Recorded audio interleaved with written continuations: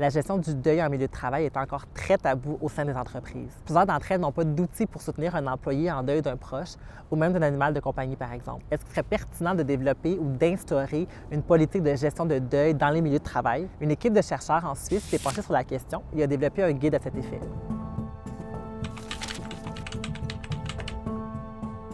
Je suis Marc-Antoine Berthaud, je travaille à la Haute École de Travail Social et de la Santé à Lausanne, en Suisse. Très peu de choses existent dans les entreprises pour accompagner les personnes qui vivent un deuil au quotidien. Une personne décède vendredi, lundi il faut retourner au travail ou le mardi. Et en fait, qu'est-ce qu'on met en place pour les accompagner? On propose, à travers la brochure que nous avons produite à l'issue de nos travaux de recherche, un outil qui va servir à nourrir cette discussion qui doit prendre place au sein des entreprises. Et très souvent, on considère que si une personne décède n'est pas de la famille de l'employé, c'est un peu moins important. Donc peut-être que ça vaut la peine d'explorer en fait quel était le lien que l'employé entretenait avec la personne qui est décédée pour pouvoir, cas échéant, aménager un peu plus de temps. Si on dresse un bref portrait de la situation au Québec, un travailleur a droit à 5 jours de congé, dont 2 payés, lors du décès ou des funérailles d'un proche, donc d'un enfant ou d'un parent par exemple. On parle d'une journée sans salaire en ce qui concerne les grands-parents, les petits-enfants notamment. Et ces congés doivent être pris entre le moment du décès et les funérailles. Au-delà de la loi québécoise, est-ce qu'une approche plus humaine serait davantage bénéfique tant pour les employés que pour les employeurs?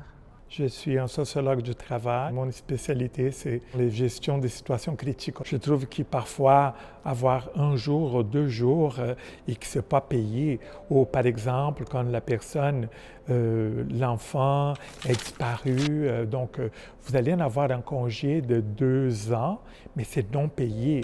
Donc, ajoute une détresse économique dans une détresse qui est déjà très grande. Est-ce qu'on pourrait penser peut-être à des organisations avec pas juste la gestion des ressources, mais la gestion des ressources humaines, que l'humain soit présent dans ces politiques et qu'on prend ça en considération, n'est pas pour juste d'une manière très comptable dire un père vaut 3 jours, un mère vaut tant de jours.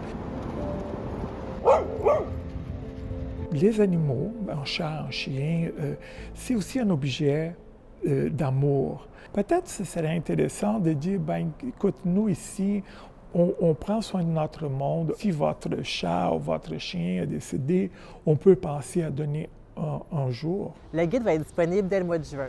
Mais est-ce que les entreprises sont réellement prêtes à changer la façon dont elles gèrent leurs employés en deuil dans leur milieu de travail? Je pense que c'est encore trop tabou et que les gens ne bougent pas assez vite. Vous voyez, même pour les harcèlements psychologiques au travail, en 2004, il y a eu la loi. C'est en 2019, 15 ans après, que les normes du travail ont décidé d'imposer que les organisations doivent en avoir une politique.